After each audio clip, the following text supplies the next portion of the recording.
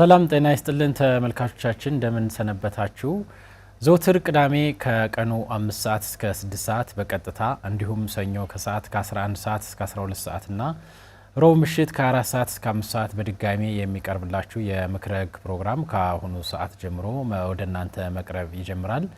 ዛሬ የምናቀርብላችሁ የመወያያ ወይም የንቃተ ሕግ ፕሮግራማችን ሳምንት በክፍል 1 የተመለከትነው የተሻሻለው የወንጀል ስነ ስርዓትና የማስረጃ አዋጅን በተመለከተ በክፍል 1 ጠበቃና የህግ አማካሪ ኢዮስያስ ደምሴ አቅርበውልን እንደነበር ይታወቃል። ዛሬም እንግዲህ ቀሪውንና ክፍል 2 የመጨረሻውን ጠበቃና የህግ አማካሪ ኢዮስያስ ደምሴ በገቡት ቃል መሰረት አብረውን የሚቆዩ ይሆናል። እናንተም ከደቂቃዎች በኋላ በስክሪኑ ላይ በምናስቀምጠው ስልክ ቁጥር እየደወላችሁ በዚሁ በተሻሻለው የስነ ስርዓት እና የማስረጃ አዋጅ ዙሪያ አስተያየት እንዲሁም ጥያቄ ካላችሁ ጥያቄውን ብታቀርቡልን የህግ ባለሙያው እዚሁ ምላሽ የሚሰጡ ይሆናሉ። ከአፍታ ቆይታ በኋላ ወደ ውይይታችን እንመለሳለን። አሁንም በድጋሚ አብራችሁ እንድትቆዩ ግብዣችን ነው።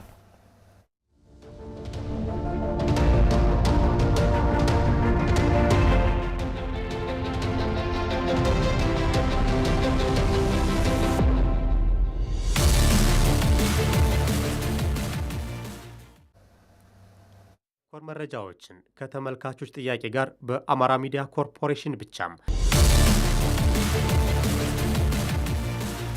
ወደ እናንተ የሚያደርሰውናም ዘውትር ረቡዕ ከ7 ሰዓት እስከ 8 ሰዓት ሲተላለፍ የቆየው ምክረ ሕግ ፕሮግራም ዘውትር ቅዳሜ ከ5 ሰዓት እስከ 5 ሰዓት ከ50 በቀጥታ ረቡዕ ምሽት ከ4 ሰዓት እስከ 4 ሰዓት ከ50 ደግሞ በድጋሜ ወደ እናንተ እንደሚደርስ ማሳወቅ እንወዳለን። ምክረ ሕግ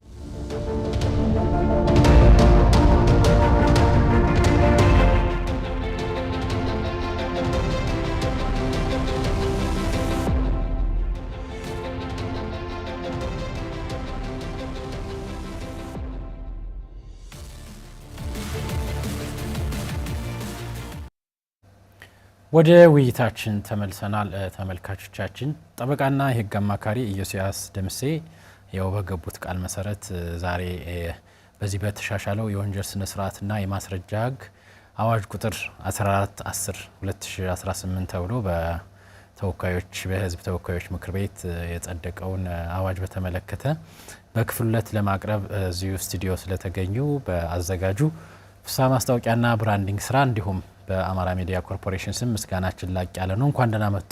እሺ፣ አመሰግናለሁ። እኔም እንኳን ደህና ቆያችሁ። መልካም። እንግዲህ ሳምንት ለመንደርደሪያ እንዲሆነን ሳምንት በዚሁ ጉዳይ ላይ ምን አይተናል፣ ምን ጉዳዮችን አይተናል ከዚህ ከተሻሻለው የወንጀል ስነ ስርዓትና የማስረጃ ሕግ አንጻር የሚለውን እሱን እንይና ወደ ቀሪ የውንሸፍናለን ብለን ሳንሸፍናቸው የወጣን ጉዳዮች አሉን። ምን አየን የሚለውን እንደው ለተመልካቾች ባጠር ባለ መንገድ ቢያቀርቡልን። መልካም። እንግዲህ በባለፈው ሳምንት አዲሱን የወንጀለኛ መቅጫ ስነ ስርዓትና የማስረጃ ሕግ ይዘት ከነባሩ ስነ ስርዓት ሕግ ምን ለውጥ ይዟል፣ ምን አዳዲስ ነገሮችን ጨምሯል የሚለውን አይተናል። በመሰረታዊነት የወንጀለኛ መቅጫ ስነ ስርዓት ሕግ አሁን የወንጀል ማስረጃ ስነ ስርዓት ሕግንም ጨምሮ የያዘ መሆኑ ልዩ የምርመራ ዘዴዎችን የሚፈቅድ መሆኑ አጠቃላይ በምርመራ ሂደት ውስጥ በርካታ አዳዲስ አሰራሮችን የማስረጃ አቀራረብ ሂደቶችን ያካተተ መሆኑን አይተናል። እንዲሁም አቃቤ ሕግ በምርመራ መዛግብት ላይ በሚሰጡት ውሳኔ ላይ አዳዲስ አሰራሮችን ድንጋጌዎችን ይዟል። ለምሳሌ በቀደመው ወይም በነባሩ የስነ ስርዓት ሕግ አቃቤ ሕግ ክስ ለማቅረብ የሚያስችል በቂ ማስረጃ ካለው ክስ የማቅረብ ግዴታ እንዳለበት ነው የተመለከተው በስነ ስርዓት ሕግ አንቀጽ 40 ላይ ማለት ነው። ነገር ግን ይሄ አዲሱ ተሻሻለው ሕግ አቃቤ ሕግ በቂ ማስረጃ ቢኖረውም እንኳን ጉዳዩ በርቅ የሚያልቅ ከሆነ ጉዳዩ በርቅ ሊቋጭ የሚችልበትን አሰራር አስቀምጧል። እንዲሁም በባህላዊ ሽምግልና ሊጨርስ የሚችሉ ጉዳዮች በዛ መልክ ሊቋጩ እንደሚችሉ ተቀምጧል። እንዲሁም የጥፋተኝነት ድርድር ማድረግ ጊልቲ የተባለው በተለይ ይሄ በኮመን ሎው ተከታይ ሀገሮች በእነ እንግሊዝና በእነ አሜሪካ በጣም የዳበረ አሰራር የቆየ አሰራር ነው። ይሄ ወደ ኢትዮጵያ የህግ ስርዓት መግባቱ እንደ አዲስ የሚታይ ነው ማለት ነው። እነዚህን ሁኔታዎች አይተን አጠቃላይ አቃቤ ህግ በምርመራ መዛግብት ላይ የሚወስንባቸውና አዳዲስ አሰራሮች ካሉ በቀጣይ አብረን የምናያቸው ይሆናል ማለት ነው።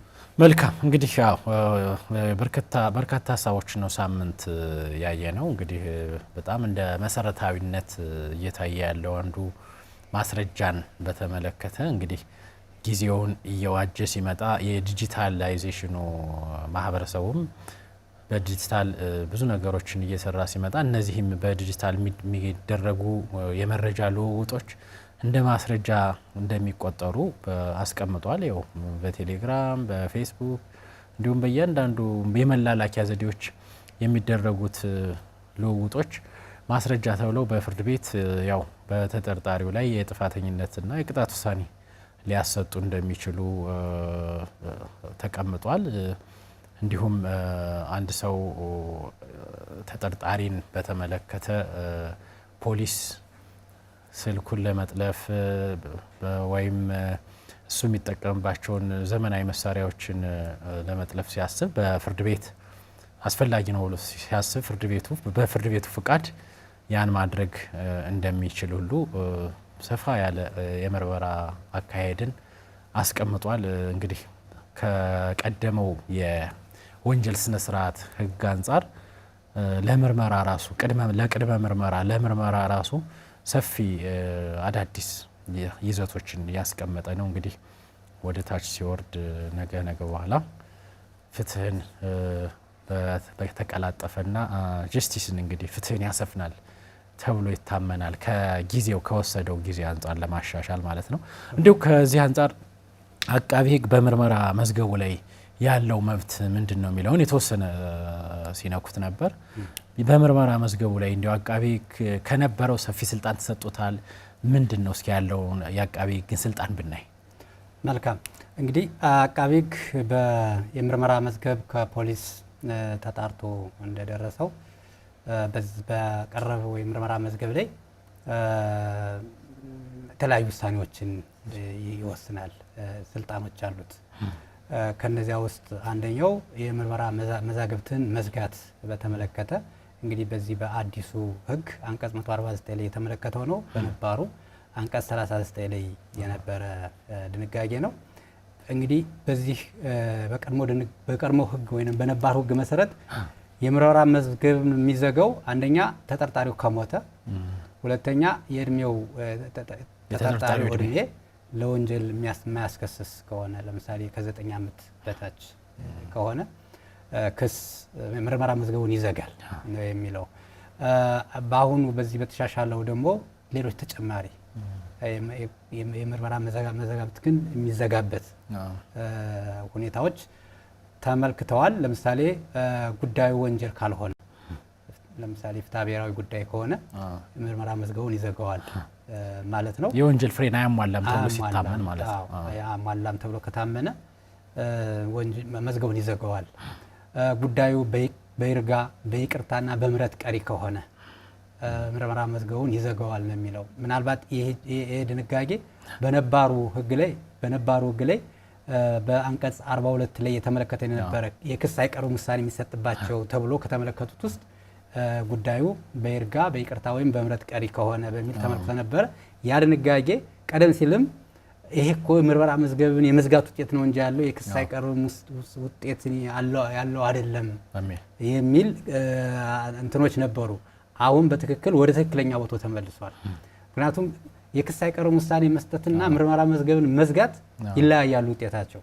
አያስከስስም ማለት ነው። አያስከስስም። የክስ አይቀርም ውሳኔ መስጠት ማለት በቀድሞ 42 በአንቀጽ 42 ላይ የተመለከተ ነው የነበረ፣ በአሁኑ አንቀጽ 150 ላይ የተመለከተው ማለት ነው።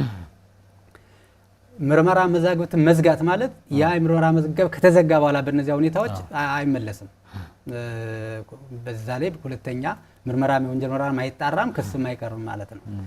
የክስ አይቀርም ውሳኔ ከተሰጠስ ምን ይሆናል የሚለውም ቀጣይ ልናየው እንችላለን። ከዚህ በፊት ተከሶ ነፃ የወጣ የጥፋተኝነት ውሳኔ የተሰጠ ከሆነ ይሄ ምርመራ መዝገብን የሚያዘጋ ነው። ዳብል ጆፓርዲ የሚባል በአንድ ጉዳይ ሁለት ጊዜ ክስ ስለማይቀር ቅጣትም ስለማይኖር በትክክል አቃቢ ሕግ ምርመራ መዝገቡን ሲመረምር በዚህ ጉዳይ ላይ ይሄ ሰው ከዚህ በፊት ተቀጥቶበት ከሆነ ወይም ነፃ ወጥቶበት ከሆነ ምርመራ መዝገቡን ሊዘጋ የሚችል መሆኑን ተመልክቷል ማለት ነው። እንዲሁም ጉዳዩ በእርቅ ቅድም ያልናቸው በድርድር እና በሌላ አማራጮች መፍትሄ ያገኘ መሆኑ ከተረጋገጠ የምርመራ መዝገቡ ይዘጋል ማለት ነው። ስለዚህ በእነዚህ ተጠርጣሪው ካሁን በፊት በድርድር ከግል ተበዳይ ጋር ጨርሶ ከሆነ የሚለውን ማለት ነው ወይ በአቃቢ ሕግ ጋር ሊሆን ይችላል ወይንም ከግል ተበዳይ ጋር ሊሆን ይችላል። ቅድም አቃቢ ሕግ በምርመራ መዝገቦች ላይ ሌሎች ከክስ መለስ የሚሰጣቸው ውሳኔዎች አሉ አይደለ? በእነዚያ ውሳኔዎች ተደራድሮ መዝገቡ ተዘግቶ ከሆነ እና ሌላ ድጋሚ ምርመራ ቢጣራበት ያ ከተረጋገጠ የምርመራ መዝገቡ ይዘጋል ማለት ነው። ስለዚህ ከቀደመው ሕግ ምርመራ መዛግብትን የሚዘጋባቸውን ተጨማሪ ሁኔታዎችን እዚህ ሕግ የተካተተ መሆኑን ማየት እንችላለን ማለት ነው። እዚህ ላይ እንደው ይህ ድርድር የሚለው ማለት እንደ ጽንሰ ሀሳብ አሁን የግል ተበዳይና ተጠርጣሪ የሚያደርጉት ድርድር የፍትሐብሔር ኃላፊነትን ነው እንጂ የሚያስቀር የወንጀል ኃላፊነትን አያስቀርም የሚለው የነበረው ነገር አሁን በዚህ በአዲሱ የተነካ ነገር አለ። ምንድነው? በወንጀል ተጠያቂነት ብቻ ነው ሊያስቀርለት የሚችለው። የፍትሐብሔር ኃላፊነት ካለ ቢፈልግ ከወንጀል ጉዳዩ ጋር አቃቢ ክስ ሊያቀርብለት ይችላል፣ አብሮ ሊደራደርለት ይችላል። የግል ተበዳይ ከሆነ ደግሞ በሌላ መንገድ ባጭሩ በድርድር የወንጀል ኃላፊነትን ማስቀረት አይቻልም። አሁን ባለው ሁኔታ እንዴት ነው? አሁን ባለውማ አይቻልም። አሁን ባለው በነባሩ ሕግ አይቻልም። በነባሩ ሕግ አይቻልም። የግል በግል ቤታ የሚያስቀጡ ወንጀሎችን ብቻ ነው ተደራድረህ ታርቀህ ልታስቀረው የምትችለው።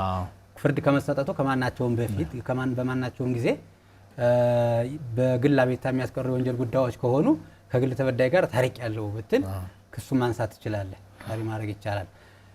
በሌሎች ጉዳዮች ግን ከክስ በግል ቤታ ከሚያስቀጡ ወንጀሎች የመንግስትና የህዝብ ጉዳዮች ናቸው ተብሎ የሚታመኑት በክስ አቅራቢነት የሚያስቀጡ የወንጀል ጉዳዮች ከሆኑ ግን በድርድር ወይንም ስንላቸው የነበሩት እንትኖች ቦታ የላቸውም። ይሄኛው አሁን የተሻሻለው የወንጀል የሥነ ስርዓት ሕግ ግን እነዚህን አማራጮች አስቀምጠዋል ማለት ነው። ሌላው በክስ አይቀርም ውሳኔ የሚሰጥባቸው ጉዳዮችን በተመለከተ በቀደመው ሕግ በአንቀጽ 42 1 ላይ 1 2 እና 3 ላይ የተመለከቱትን ሁኔታዎች በተመለከተ ያስቀመጠውን ነው የምናየው። አንደኛው ጥፋተኛ የሚያሰኝ ማስረጃ ከሌለ በቀደመው ሕግም ያለ ነው። በቂ ማስረጃ ከሌለ አቃቢ ሕግ ክስ ለመመስረት የሚያስችል በቂ ማስረጃ ከሌለው ክስ አይቀርም ውሳኔ ሊሰጥ ይችላል። ማስረጃ ቢኖርም ለሕዝብ ጥቅም ሲባል ክስ አይቀርም ውሳኔ ሊሰጥበት የሚችልበት እድል አለ። እንግዲህ ለሕዝብ ጥቅም ሲባል ክስ የማይመሰረትባቸው ሁኔታዎች በአንቀጽ 151 ላይ ተመልክተዋል። ዝም ብሎ በዘፈቀደ የሚደረግ አይደለም። በነገራችን ላይ ለሕዝብ ጥቅም ሲባል ክስ አልመሰረትም ወይም ክስ የማይቀርብበት ሁኔታን ቀደመው ሕግ ማስቀምጦት ነበረ 42 1 ላይ ማለት ነው። ነገር ግን የቀደመው ሕግ ያ ድንጋጌ ተሽሮ ነበረ እና አቃቢ ሕግ ለሕዝብ ጥቅም ሲባል ክስ አይቀርብም የሚልበት አግባብ አልነበረም ማለት ነው። ስለዚህ ይህንኛው አዲሱ የሥነ ስርዓት ሕግ ግን ለሕዝብ ጥቅም ሲባል ክስ አይቀርብም የሚል ውሳኔ ሊሰጥ የሚችልበት እንትን አለ። ይህም በዘፈቀደ የሚመራ ሳይሆን የፌዴራል ጠቅላይ አቃቢ ሕግ በሚያወጣው መመሪያ መሰረት የተሻሻለው የሥነ ስርዓት ሕግ መጨረሻ ላይ ለዚህ ሕግ አፈጻጸም ሲባል የፌዴራል ጠቅላይ አቃቢ ሕግ መመሪያ ሊያወጣ ይችላል ይላል። በዛ በሚያወጣቸው ዝርዝር መመሪያዎች ለሕዝብ ጥቅም ሲባል ክስ የማይመሰረትባቸው ምክንያቶች ምንድናቸው የሚለውን በእነሱ ላይ ነው ሊያስቀምጥ ይችላል ማለት ነው። በዋናነት ግን በዚህ አንቀጽ 151 ላይ ክሱ ቢመሰረት ዓለም አቀፍ ግንኙነት ወይም ብሔራዊ ደህንነትን የሚጎዳ ከሆነ ክሱ ፍርድ ቤት ሳይቀርብ በመቆየቱ ወቅታዊነቱንና አስፈላጊነቱን ካጣ፣ ለምሳሌ አንዳንድ ምርመራ መዝገቦች ይጣሩና ወቅታዊ ሆነው ማለት ነው ክስ ሳይመሰረትባቸው በርካታ ጊዜ ሊቆዩ ይችላሉ። ነገሩ አልቆቷል፣ በቃ ሁሉ ነገሩ ወደ ቦታው ተመልሷል። ያንን ክስ ብታስቀጥለው የህዝብ ጥቅም ማታረጋግጥ ከሆነ ከምንድነው ወጩ ሁሉ ነገሩ ታስቦ ለህዝብ ጥቅም ሲባል ክስ ባይመስረት ይሻላል በሚል አቃቢ ህግ ክስ አልመስረትም ውሳኔ ሊሰጥ ይችላል ማለት ነው። ሌላው የክሱ መመስረት ከፍ ያለ የጎንዮሽ ጉዳት የሚያስከትል መሆኑን ካረጋገጠም አቃቢ ህግ ክስ ለህዝብ ጥቅም ሲባል ክስ አልመስረትም ሊል የሚችልበትን እንትን አስቀምጧል ማለት ነው። ይሄንን ሲያደርግ ግን ፌዴራል ጠቅላይ አቃቢ ህግ በሚያወጣው መመሪያ መሰረት ተከትሎ መሆን ያለበት መሆኑን ማየት እንችላለን ማለት ነው። ከዚያ ውጪ ለክስ ሳይቀርብም ውሳኔ የሚሰጥባቸው ሁኔታዎች ድርጊቱ ወንጀልን የሚያቋቁሙ ህጋዊ ግዙፋዊና ሞራላዊ ሁኔታዎች አንድ ላይ ካልተገኙ የወንጀል ህግ አንቀጽ 23 ላይ ያሉት እነዚህ ሶስቱ ነገሮች በአንድ ላይ ካልተገኙ የክስ ሳይቀርብም ውሳኔ ሊሰጥ ይችላል ማለት ነው።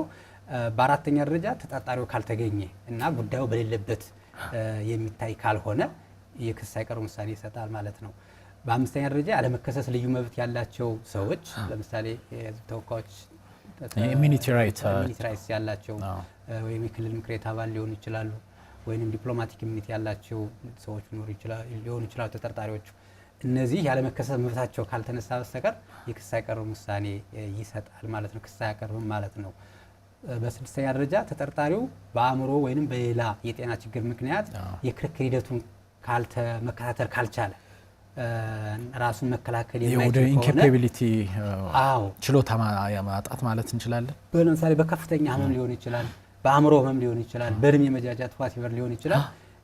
ክስ ቢቀርብበት የክስ ሂደቱን በአግባቡ ተከራክሮ መከላከያም አቅርቦ ተከላክሎ መውጣት የማይችል መሆኑን ካረጋገጠ የክስ ሳይቀርብም ውሳኔ ሊሰጥ ይችላል ማለት ነው። እነዚህ የክስ ሳይቀርብም ውሳኔ የሚሰጥባቸው ጉዳዮች ግን ማለት ነው እነዚያ ሁኔታዎች ከጠፉ ክስ ሊቀርብ የሚችልበት እድል ሊኖር ይችላል ማለት ነው። ለምሳሌ በቂ ማስረጃ የለኝ ብሎ አቃቢ ክስ ቢዘጋ ሌላ ጊዜ ላይ በቂ ማስረጃ ካገኘ ክሱን ሊያስቀጥል ይችላል ማለት ነው። የኢሚኒቲ ያላቸው ሰዎች ኢሚኒታቸው ቢነሳ ኢሚኒቲው መነሳቱን ካረጋገጠ ክሱን ሊያቀርብ ይችላል ማለት ነው። ተጠርጣሪው ለምሳሌ በሌለበት የማይታይ ጉዳይ ካልሆነ በስተቀር ክሱን የክስ ሳይቀርብም ውሳኔ ይሰጣል ብለናል አይደለ? ተጠርጣሪው ቢያዝ አውቶማቲካሊ ክሱን ያቀርባል። ስለዚህ ጊዜ ኦርደሮች ናቸው ማለት ይቻላል። እነዚህ ልክ እንደ ክስ መዘጋት ፋይናል እንትን የላቸው ፋይናል ወይም የመጨረሻ እንትን የላቸው። በዚህ ሁኔታ ከቀደመው ህግ በርካታ የክስ ሳይቀርብም ውሳኔ ሊሰጥባቸው የሚችሉበትን የምርመራ መዛግብትን ሊዘጋ የሚችልበትን ሁኔታዎች አስቀምጧል ማለት ነው። በሶስተኛ ደረጃ የምናየው አቃቢ ህግ ክስ ሲመሰርት ነው። እንግዲህ አቃቢ ህግ ለፍርድ ቤት የሚያቀርበው ክስ ሲያቀርብ ከመጀመሪያውም በትክክል የማቀርበውን ክስ የሚያስረዳ በቂ ማስረጃ አለኝ ብሎ ማመን መቻል አለበት። በቂ ማስረጃ ከሌለው ቅድም ባልነው አግባብ የክስ ሳይቀርብም ውሳኔ መስጠት መቻል አለበት ማለት ነው። አቃቢ ህግ በቂ ማስረጃ አለኝ ብሎ ካሰበና ክስ የሚመሰረት ከሆነ ግን የክስ መመስረቻ የጊዜ ገደብ ተቀምጧል።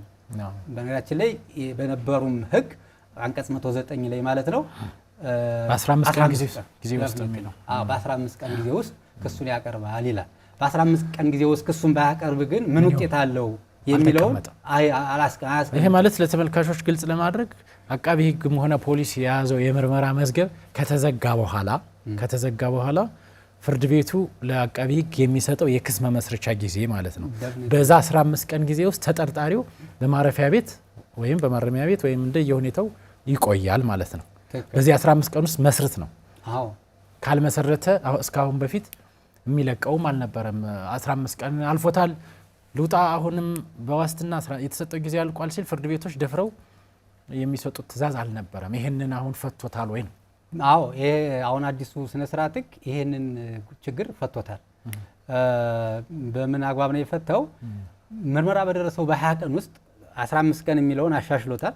በ20 ቀን ውስጥ ክስ ይመሰርታል ይላል። ፖሊስ የጊዜ ቀጠሮ መዝገቡ ከተዘጋ በኋላ ፍርድ ቤቱ ለአቃቢ ህግ እንዲልክ ይነግረዋል። ፖሊስ ደግሞ የምርመራ መዝገቡን ለስልጣን ላለው አቃቢ ህግ ይልካል። ስልጣን ያለው አቃቢ ህግ በምርመራ መዝገቡ በደረሰው በ20 ቀን ውስጥ ክሱን ማቅረብ መቻል አለበት። በ20 ቀን ውስጥ ክሱን ካላቀረበ ጊዜ ቀጠሮ መዝገቡን በሚከታተለው ፍርድ ቤት ሂዶ በክሱን በ20 ቀን ውስጥ ያላቀረበበትን በቂ ምክንያት ካለው እንዲያስረዳ ይገደዳል ማለት ነው። ፍርድ ቤቱ አቃቢ ያቀረበው በ20 ቀን ውስጥ ክሱን ለመስረት ያቀረበው ምክንያት በቂ ሆኖ ካገኘው ተጨማሪ 10 ቀን ሊሰጠው ይችላል ይላል። 10 ቀን ሊሰጠው ይችላል። በቂ ምክንያት ካላገኘና በተሰጠው በቂ ምክንያት አግኝቶ ደግሞ ፍርድ ቤቱ 10 ቀን ከሰጠው በኋላ በዛ 10 ቀን ውስጥ ካልጨረሰ ወይም ክስ ካላቀረበ ግን ምንድነው ያለው ሪሜዲ? ተጠርጣሪው በዋስትና ተከልክሎ ካለ በዋስ ይለቀዋል ማለት ነው። የተጠረጠረበት ወንጀል ዋስትና ከልካይ ቢሆንም በዚህ ጊዜ ውስጥ ክስ ካልቀረበ በዋስትና ወይንም ያለ ዋስትና ሊለቀው የሚችልበትን ሁኔታ የዚህ አዲሱ ስነ ስርዓት ህግ አንቀጽ 197 ላይ በግልጽ አስቀምጧል ማለት ነው። ሌላው አቃቤ ህግ የሚሰጠው ውሳኔ ከክስ ማንሳት ወይንም ክስ ማቋረጥ ጋር በተያያዘ ያለው ነው። አዲስ ስነ ስርዓት በአዲስ ስነ ስርዓት የተካተተው ማለት ነው። እንግዲህ ክሱ ከተጀመረ በኋላ ማለት ነው አቃቤ ህግ በቂ ማስረጃ ላይ ብሎ ክስ ካቀረበ በኋላ ክስ ሊያነሳ ወይም ክሱን ሊያቋርጥ የሚችልበት ሁኔታ በቀደመው በነባሩ ህግም አንቀጽ 122(5) ላይ አቃቤ ህግ በፍርድ ቤቱ ፈቃድ ክሱን ሊተው የሚችልበት ሊያነሳ የሚችልበት ሁኔታ ተመልክቶ ነበር። ነገር ግን ይሄ ድንጋጌ በሌላ አዋጅ ተሽሮ ስለነበረ የክስ አቃቤ ክስ ካቀረበ ላይ ክስ የማንሳት ስልጣኑን የሚያገኘው የነበረ እዚህ በፊት በፍትህ ቢሮዎች በክልል ከሆነ በፍትህ ቢሮዎች የማቋቋሚያ አዋጅ፣ ፌዴራል ከሆነ ደግሞ የፌዴራል ፍትህ ሚኒስቴር ስልጣንና ተግባር ላይ በሚዘረዝሩ እንትኖች ላይ አቃቤ ህግ በህግ አግባብ ክስ ያነሳል በሚል ተመልክቶ ነው የነበረ። በህግ አግባብ ክስ ያነሳል ግን ማለት ምን ማለት ነው? ምን ሁኔታዎች ሲሟሉ ነው ክስ የሚያነሳው? አልተቀመጡም የነበረና ቬግ ወይንም አሻሚ የነበረና ለአሰራር ክፍተትም የሚዳርግ ነው የነበረ።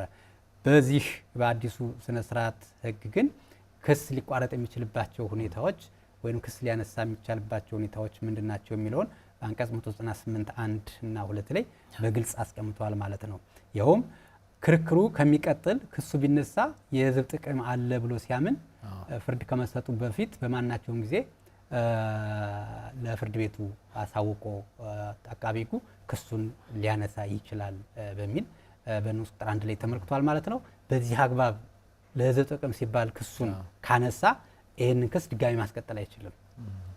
ፍርድ ቤቶች እዚህ ላይ ስልጣን የላቸውም አይደል? ማለት ለህዝብ ጥቅም ነው አይደለም የሚለውን የመመርመር ስልጣን ይኖራቸዋል። ያው ከሳሽ የሆነው ወገን ይነሳ ካለ አዎ ለፍርድ ቤቱ አሳውቆ ነው የሚለው። እንግዲህ አሳውቆ ነው የሚለው ለፍርድ ቤቱ አሳውቆ ክሱን ያነሳል ነው የሚለው። ክሱን የሚያነሳባቸው ምክንያቶች እንዲያስረዳ ወይንም ገልጽ ነው እንጂ የሚጠበቀው አይ ክሱን ታነሳችልም ይማላል አይማላ የሚለውን ፍርድ ቤቱ ሊመዝነው አይችልም። አሁን እዚህ ላይ ማሳወቅ ብቻ ነው የሚጠበቅበት ማለት ነው። በዚህ አግባብ ያነሳው ክስ ግን ሁለተኛ ማስቀጠል አይችልም ማለት ነው። በሁለተኛ ደረጃ መከላከያ ከመሰማቱ በፊት ያቀረበውን የወንጀል ክስ በፍርድ ቤቱ ምክንያቱን አሳውቆ ያነሳል በሚል ተመልክቷል ማለት ነው። ይሄንኛውን በተመለከተ ግን ድጋሜ ክሱን እንደገና ሪኢንስቲትዩት ማድረግ የሚችል መሆኑ እንደመጀመሪያው ሁለተኛ ያንን ክስ መመለስ አይችልም ወይንም እንደገና ክሱን ሊያስቀጥል አይችልም በሚል የተመለከተ አይደለም። በእነዚህ በሁለቱ ሁኔታዎች አቃቤ ህግ ክሱን ሊያቋርጥ ወይንም ሊያነሳ የሚችልበትን እድል ወይም አሰራር አስቀምጧል ማለት ነው። መልካም እንግዲህ የአቃቤ ህግ የምርመራ መዝገቡ ላይ ያለውን በርከት ያሉ አዳዲስ እንትኖችን አይተናል። እንደው ተከሳሽ በሌለበት የሚታይ ክስን በተመለከተ እስካሁን በፊት በነበረውም ተከሳሽ በሌለበት የሚታይ ክስን በተመለከተ ይሄ የተሻሻለው የወንጀል ስነ ስርዓትና የማስረጃ ምን አዲስ ነገር ይዞ መጥቷል የሚለውን እናያለን። ተመልካቾቻችን ከአሁኑ ሰዓት ጀምሮ በስክሪኑ ላይ ባለው ስልክ ቁጥር እየደወላችሁ ከዚሁ ከያዝነው ጉዳይ ጋር ተያያዥነት ያለውን ጥያቄ አስተያየት ብታቀርቡልን ምላሽ የምንሰጥ ይሆናል። ይሄን ለማስታወስ ነው። ስለዚህ ተከሳሽ በሌለበት የሚታይ ክስን በተመለከተ ምን አዲስ ነገር ይዟል? መልካም እንግዲህ የወንጀል ክስ እንደ ፍትሐብሔር ክስ አይደለም። የፍትሐብሔር ክስ በሌለበት ሊታይ ይችላል። ጠበቃ ወይንም ሌላ የተወከለ ሰው ቀርቦ ሊከራከርለት ይችላል። ተከሳሹም ለከሳሽ ማለት ነው። ተገዶና ተከራከር አይባልም። ምናልባት ተከሳሹ ወይንም ከሳሹ ለራሱ በፍርድ ቤት መቅረብ ፍጹም አስፈላጊ ሆኖ ከተገኘ ብቻ ነው በስነ ስርዓት ፍትሐብሔሩ ማለት ነው አንቀጽ 65 መሰረት ፍርድ ቤት ሊቀርብ የሚችለው እንጂ በጠበቃ ወይንም በሌላ ሰው ወይንም ተወክሎ ሊከራከር የሚችልበት እንትን ያለው። የወንጀል ክስን በተመለከተ ግን በመርህ ደረጃ ተከሳሽ ባለበት ነው ክርክር የሚካሄደው ማለት ነው። ተከሳሹ በአካል መገኘት መቻል አለበት። ያው አንዳንድ እንደው ተመልካቹም የሚያውቁት አንዳንድ ማህበረሰቦች ጠበቃው እያለው ብለው የወንጀል ችሎትም ያለ መገኘት ሁኔታ ሁሉ ይከሰታል። ወይ ካለው አወን በቃ ጠበቃ ካለ ጉዳዩን የወንጀሉንም ያይልኛል ከሚል አንፃር ይከታተልኛል ከሚል አንፃር ትክክል ነው። ግን በወንጀል ጉዳይ ይህ አይሰራም። ራሱ ተከሳሹ በአካል መቅረብ ይጠይቃል ማለት ነው። በአካል ቀርቦ ነው ጠበቃም ካለው ጠበቃው የክርክሩን ሂደት ሊያግዘው ይችላል እንጂ ተከሳሹ በሌለበት ጠበቃ ቁሞ መከራከር አይችልም በወንጀል ጉዳይ ማለት ነው። ተከሳሽ የግድ መቅረብ ይጠይቃል ማለት ነው በወንጀል ጉዳይ። ነገር ግን ተከሳሹ ባይቀርብስ?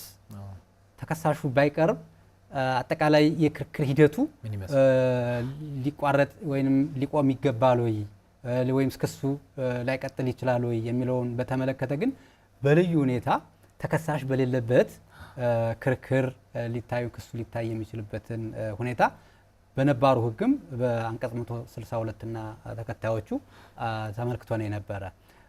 ለምሳሌ በነበረው ሕግ አንቀጽ 162 12 ዓመትና ከዚያ በላይ በሚያስቀጣ ወንጀል የተከሰሰ ከሆነ ጥብቅ የሆነ የማጥሪያ አደራረስ ስርዓት አለው። ለተከሳሹ የፍርድ ቤቱ መጥሪያ በትክክል ሊደርሰው በሚችልበት መጥሪያ እስከደረሰው ድረስ ክርክሩ መጥሪያ ተደርጎለት ተከሳሹ ፍርድ ቤት ባይቀር በሌለበት ክርክሩ ሊታይ የሚችልበትን ሁኔታ አስቀምጦ ነው የነበረ።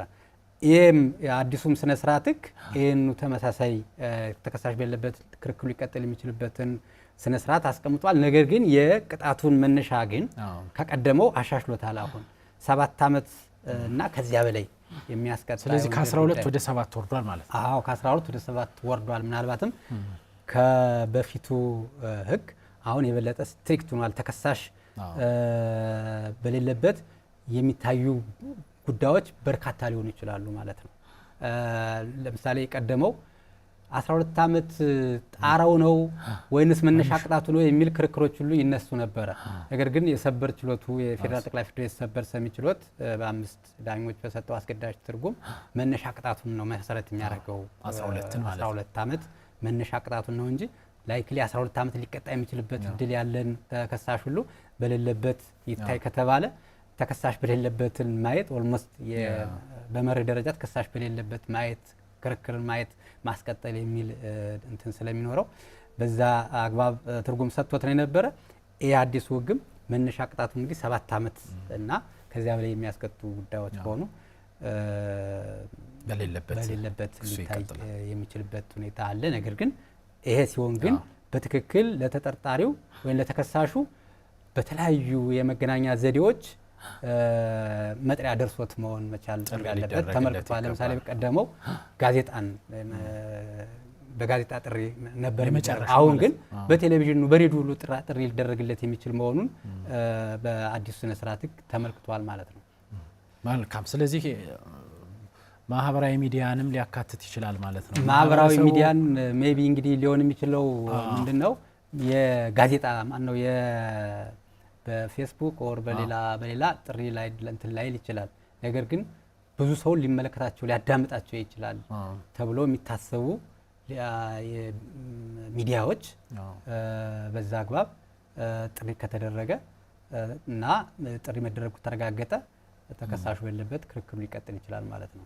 መልካም እንግዲህ ከዚህ ተከሳሽ በሌለበት የሚታዩ ክሶችን በተመለከተ እንግዲህ አዲሱ የስነ ስርዓት የወንጀል ስነ ስርዓት ህግ ይህን ካለ እንደው ወደ ማስረጃ ስንመጣ በምርመራ ወቅት አሁን የምስክርነት ቃል ተጠርጣሪው የሚሰጠው ቃል የነዚህ ማስረጃዎች እስከ የት ድረስ ነው የሚሄደው የሚሉትን አንዳንዴ እንግዲህ በምርመራ ተጠርጣሪው የሚሰጠው ቃል በፍርድ ቤት ቀርቦ የሚክድበት ስነ ስርዓት ህግ አለ። በወንጀለኛ መቅጫ ስነ ስርዓት ህጉ ያው ያን ቃል በምሰጥበት ጊዜ ያለው እንግዲህ ተገድጄ ነው፣ ተደብድቤ ነው፣ ራሴን አላውቅም ነበር የሚሉት ምክንያቶች እንዳሉ ነው። እንዲሁ እነዚህ የምስክሮች ቃል በቅድመ ምርመራው ላይ ያለው የምስክርነት ቃልና የተጠርጣሪ የሚሰጠው ቃል በዋናው ክስ ላይ በማስረጃነት ይታያሉ አይታዩም? ምን አዲስ ነገር ይዞ መጥቷል የሚለውን ብናይ መልካም።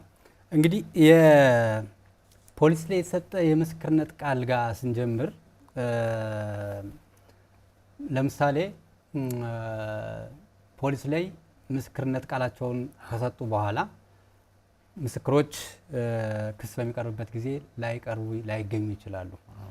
በዚህ ጊዜ አቃቢ ህግ በፖሊስ ላይ ምስክርነት የሰጠው ሰው ስላልተገኘ ፖሊስ ላይ የሰጠው ምስክርነት ቃል ተያይዞ በማስረጃነት ይመዘንልኝ ብሎ ቢያቀርብ ይሄ ማስረጃነት ይቀበላል ወይስ ተቀባይነት ይኖረዋል አይኖረውም የሚለውን በተመለከተ ስናይ በነባሩ ህግ አንድ ስልክ እንቀበልና እንመለሳለን። ሄሎ ሄሎ፣ አቤት፣ ማንን በል? ከየት ነው?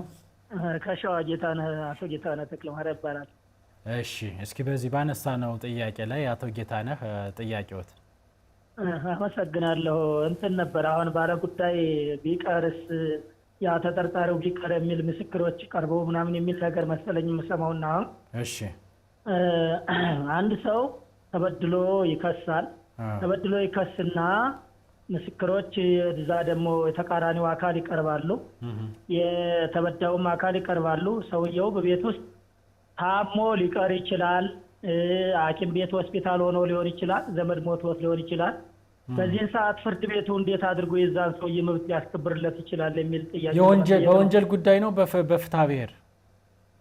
በመብት ጉዳይ ለምሳሌ በመሬት ኦኬ፣ የፍትሐ ብሔር ጉዳይ ነው እኛ እያነሳን ያለ። እንደው የዚህ የወንጀል ጉዳይን በተመለከተ ነው አቶ ጌታነህ። እሱ ራሱን የቻለ ስነ ስርዓት ይኖረዋል።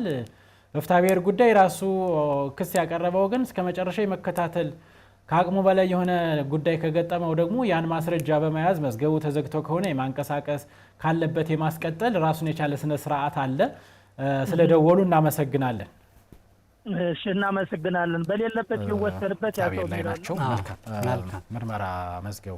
አዎ፣ እንግዲህ በምርመራ መዝገብ ላይ በምስክርነት ቃል የተሰጠ ማስረጃነት በክሱም በሚያየው ፍርድ ቤት ቢቀርብ ያለው ተቀባይነት ምንድነው የሚለውን ስናይ በነባሩ ህግ የስነ ስርዓት ህጉ አንቀጽ 145 አወዛጋቢ ነው የነበረ። ብዙ ጊዜ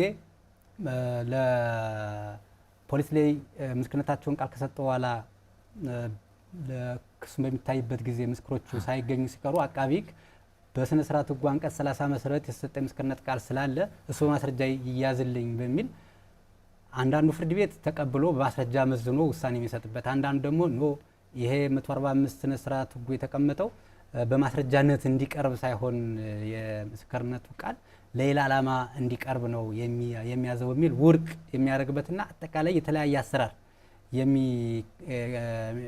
ሲተገበር የቆየበት ሁኔታ ነው የነበረ።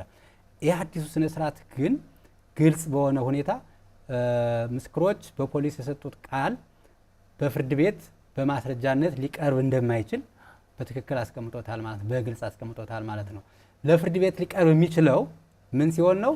ፖሊስ ላይ የሰጠው ቃል ምስክርነት ቃልና ወደ በምስክር በሚሰማበት ጊዜ ፍርድ ቤት ቀርቦ ማለት ነው ቃሉን ሲሰጥ የተለያየ የተጣረሰ ከሆነ ያንን ቃል ትክክለኛ አይደለም፣ ፖሊስ ላይ በዚህ አግባብ ምስክርነት ሰጥቷል፣ ምስክርነት ደግሞ ፍርድ ቤት እየሰጠ ያለው በዚህ አግባብ ነው፣ ቃሉን ቀይረዋል ብሎ ያንን ለማስተባበል ዓላማ ወይም በእንግሊዘኛው ኢምፒች ለማድረግ ዓላማ እንጂ በማስረጃነት ሊቀርብ የማይችል መሆኑን በግልጽ አዲሱ ስነ ስርዓት ህግ አስቀምጠዋል ማለት ነው።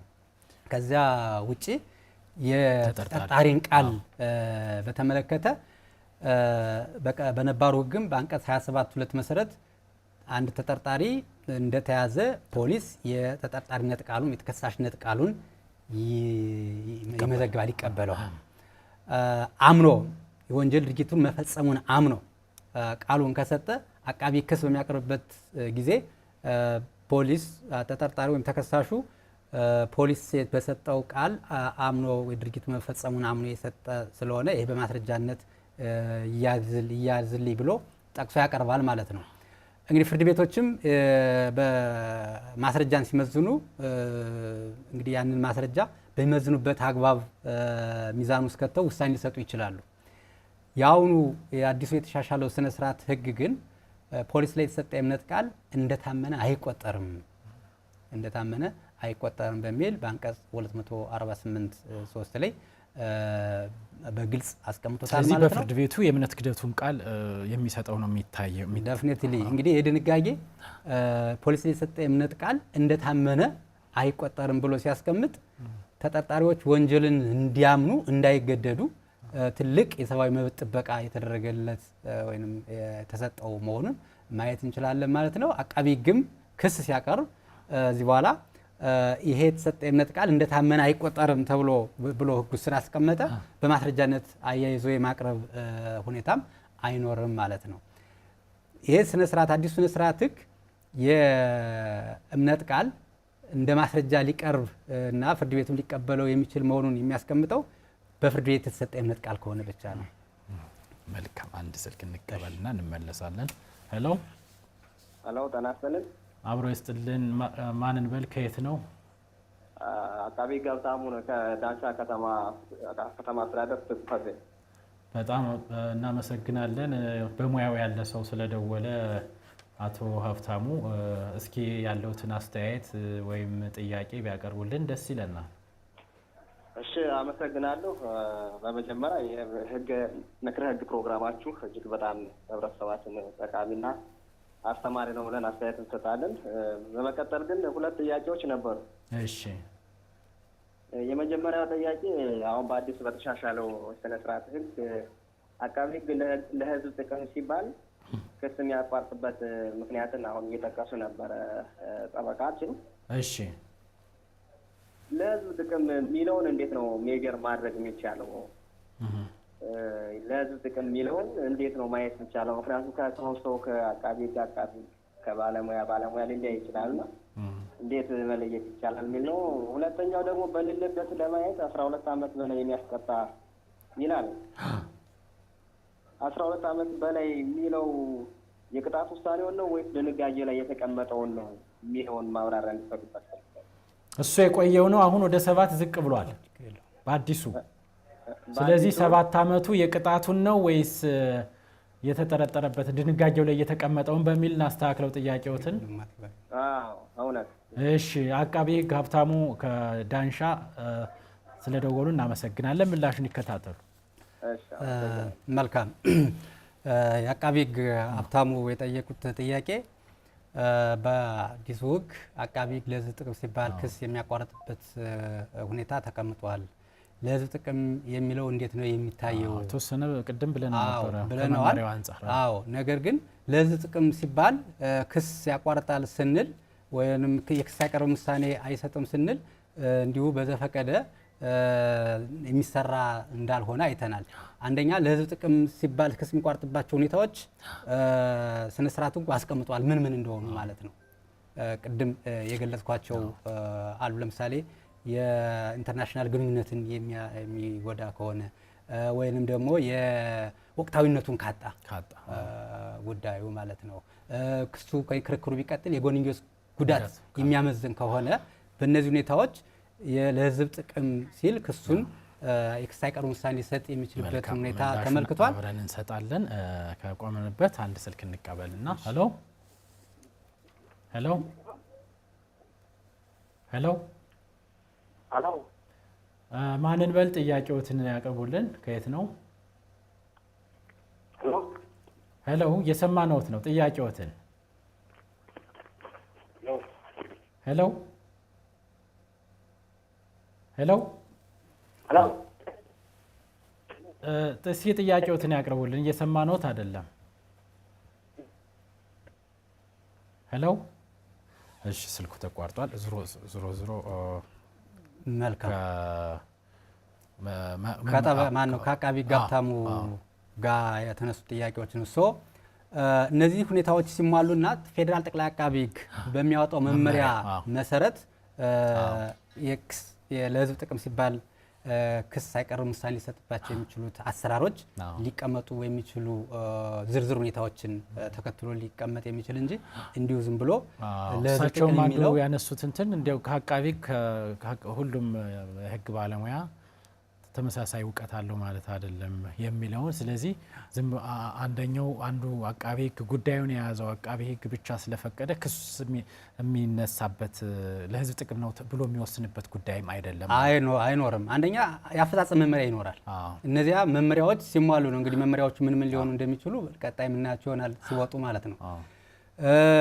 እንደ ማመላካቻ ግን የክስ ሳይቀርብ ውሳኔ ለህዝብ ጥቅም ሲባል ክስ ሳይቀርብ ውሳኔ የሚሰጥባቸው ሁኔታዎች ግን ተመልክተዋል። እነዚያ ሁኔታዎች ሲሆኑና በዝርዝር አፈጻጸም መመሪያ ሲታገዙ መሆኑን ማየት እንችላለን። በሁለተኛ ደረጃ የቅጣቱን 12 ዓመት የሚለው በሌለበት ጉዳይ የሚታየው ፍርድ ቤቱ የሚወስነውን ቅጣት ነው ወይንስ ድንጋጌ የያዘውን ቅጣት ነው የሚለውን በአጭሩ ለመለስ ድንጋጌ የያዘውን ቅጣት ነው እንጂ ፍርድ ቤቱ መጨረሻ ሊወስን የሚችለውን ስለዚህ 7 የሚለውም ማለት ነው 7 የሚለውም ያሁኑ የቀደመውም 12 የሚለው ፍርድ ቤቱ መጨረሻ ላይ ጥፋተኛ ብሎ ሊወስን የሚችለውን ቅጣት አይደለም።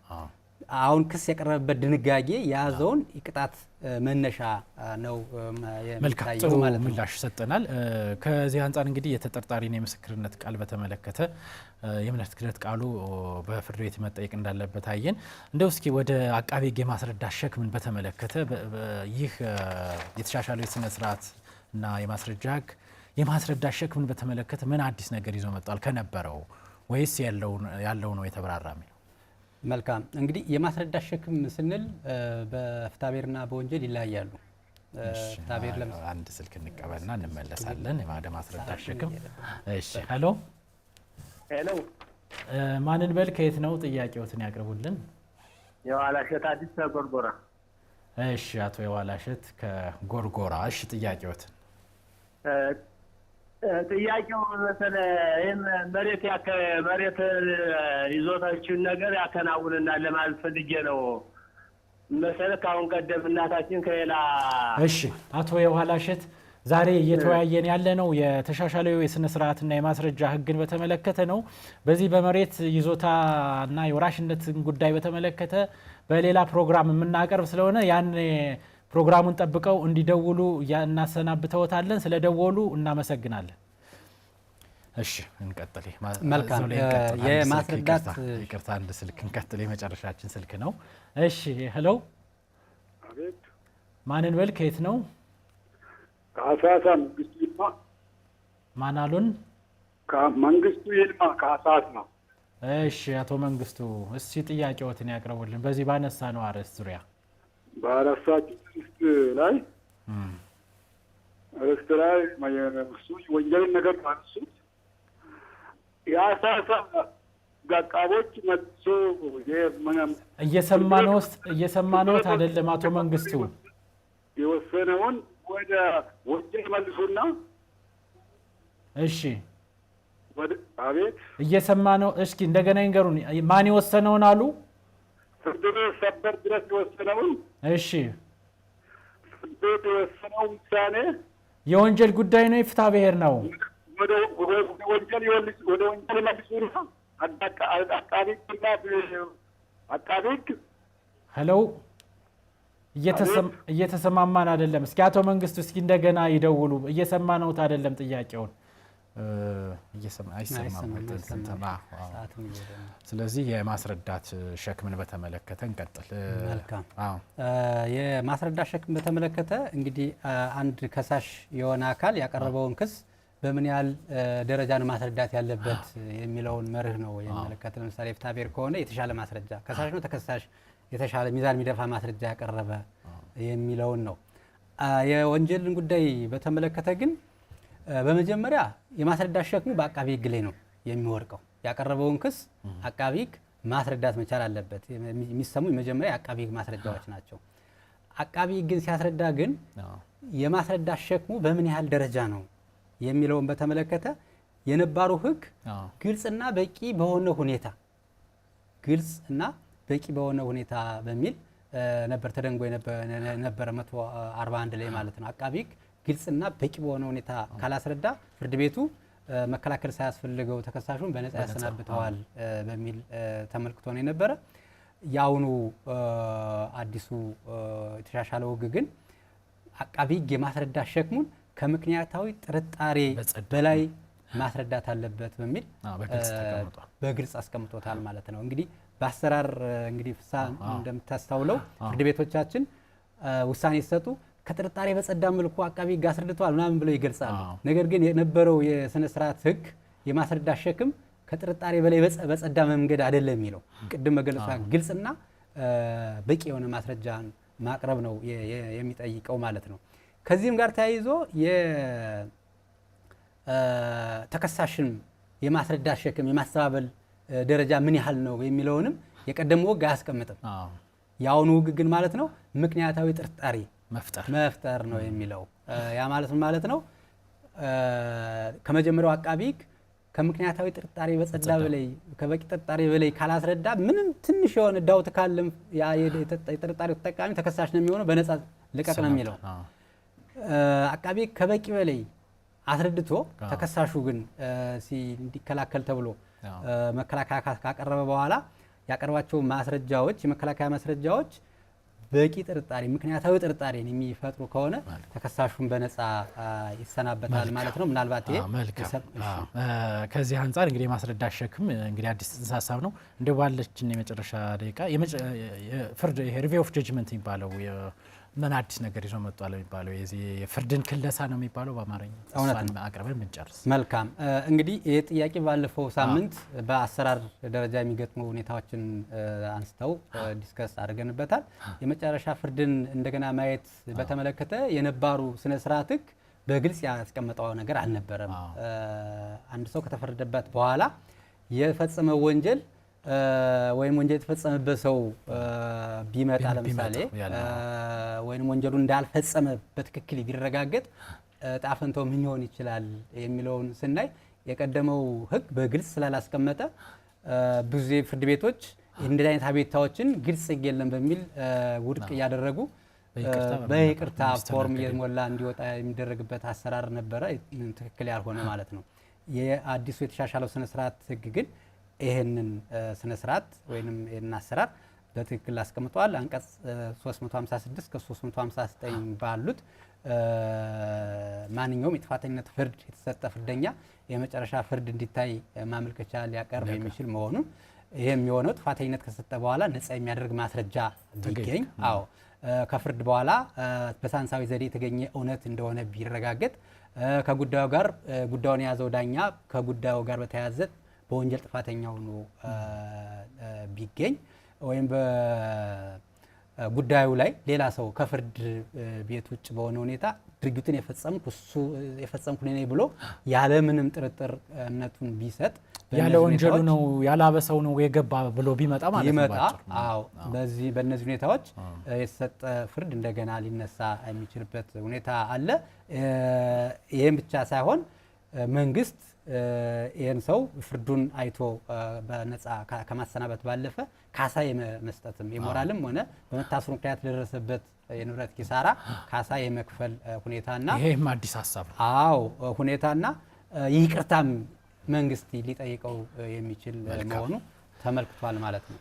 ጠበቃና የህግ አማካሪ ኢዮስያስ ደምሴ እንግዲህ በሁለት ክፍል በዚህ በተሻሻለው የወንጀል ስነ ስርዓትና የማስረጃ ህግ አዋጅ ቁጥር 14/10/2018 በቂ ማብራሪያ ሰጠውናል። እንዲሁም ለደዋዮቻችን በቂ ምላሽ ስለሰጡ በአዘጋጁ ፍስሐ ማስታወቂያና ብራንዲንግ ስራና በአማራ ሚዲያ ኮርፖሬሽን ስም ምስጋናችን ላቅ ያለ ነው። እናመሰግናለን። ተመልካቾቻችን የዛሬው የምክረ ህግ ፕሮግራም በዚሁ ይጠናቀቃል። ሳምንት በሌላ ጉዳይ ሌላ የህግ ባለሙያ ይዘን እስክንቀርብ ይህን ፕሮግራም አዘጋጅቼ ያቀረብኩላችሁ እኔ ጠበቃና የህግ አማካሪ ፍስሐ ሲሳይ ነው። ከሁሉም የአማራ ሚዲያ ኮርፖሬሽን የቴክኒክና የስቱዲዮ ሰራተኞች ጋር በመሆን ነው። ሳምንቱ የሰላም የፍቅር እንዲሆን ተመኘንላችሁ። ሰላም